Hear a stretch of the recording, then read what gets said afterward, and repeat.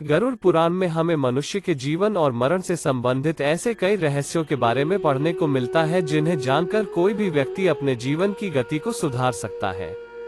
गरुड़ पुराण वैष्णव संप्रदाय से संबंधित है और इस पुराण के अधिष्ठाता देव सृष्टि के पालनकर्ता भगवान विष्णु हैं।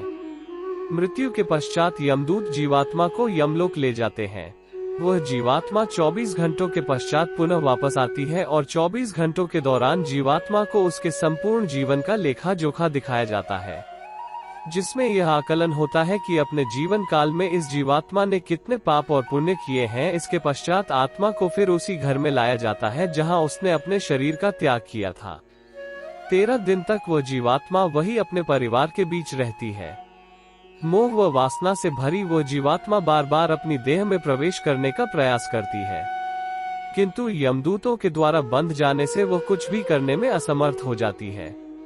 वो अपने परिवार, रिश्तेदार व मित्रों को उसकी मृत्यु का शोक मनाते देखती है। उन्हें चुप कराने का प्रयास भी करती है, परंतु उसकी उपस्थिति का ज्ञान किसी को नहीं होता। अपने सामने स्वयं के मृत शरीर को देखती है और भूख प्यास से जोर जोर से विलाप करते हुए रोने लगती है। इसके साथ साथ गरुड़ पुराण में यह भी बताया गया है कि मनुष्य पुण्य कर्म करता है, परंतु उसके गुणों की संख्या उसके द्वारा किए गए पापों से कम होती है। इसके समाधान स्वरूप मृत्यु के पश्चात पिंड दान करना आवश्यक बताया गया है। 10 दिनों तक जीवात्मा के उद्देश्य से पुत्र पिंड दान देते हैं। अगर मृतक का पिंडदान नहीं किया गया तो जीवात्मा अनंत काल तक भटकती रहती है और हजारों सालों तक पीड़ा कष्ट भोगने के बाद अगला जन्म लेती है। प्रतिदिन दिए जाने वाले पिंड के 4 भाग हो जाते हैं। उसके 2 भाग से मृतक का शरीर बनता है, तीसरा भाग यमदूत ले लेते हैं और चौथा भाग मृतक को खाने के लिए मिलता है। 9 दिन रात में प्रेत शरीर युक्त हो जाता है। मृत व्यक्ति के जल जाने पर पिंडदान द्वारा उसे 1 हाथ लंबा शरीर प्राप्त होता है, जिसके द्वारा प्राणी यमलोक के मार्ग में अपने शुभ अशुभ कर्मों को भोगता है।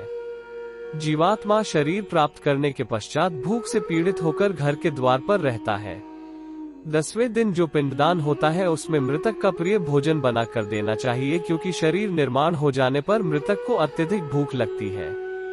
प्रिय भोज पदार्थ के अतिरिक्त अन्य किसी भोजन का पिंड दान देने से उसकी भूख दूर नहीं होती। 11वें और 12वें दिन प्रेत भोजन करता है। मरे हुए स्त्री पुरुष दोनों के लिए प्रेत शब्द का उच्चारण करना चाहिए। उन दिनों दीप, अन्न, जल, वस्त्र जो कुछ भी दिया जाता है उसको प्रेत शब्द के द्वारा देना चाहिए, क्योंकि वो मृतक के लिए आनंददायक होता है।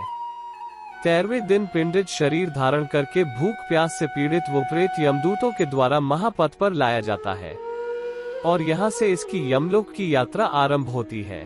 मनुष्य अपने कर्मों के कारण ही मृत्यु के पश्चात होने वाली घटनाओं को भोगता है।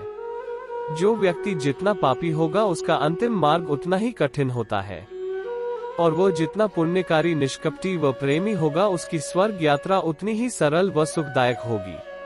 इसलिए हमें यह ध्यान रखना चाहिए कि कर्मों का फल जीते जी ही नहीं अपितु मरने के पश्चात भी गना होगा। गरुड़ पुराण का यह भाग हम यहीं पर समाप्त करते हैं।